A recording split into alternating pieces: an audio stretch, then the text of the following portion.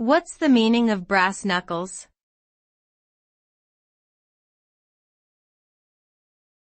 Brass knuckles.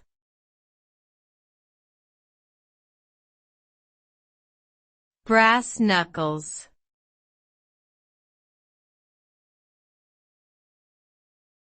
Brass knuckles.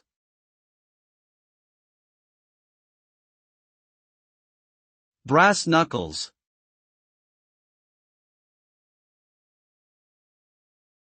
Brass knuckles are a type of hand weapon made of metal that fits over the knuckles of a person's fist, providing them with additional protection and force during close combat.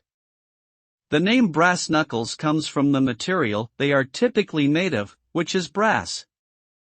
They are often associated with illegal activities and violence, and in many places, owning or using them is against the law. Wielding brass knuckles can cause serious harm to both the user and the recipient of the blows, making them a dangerous and potentially deadly weapon.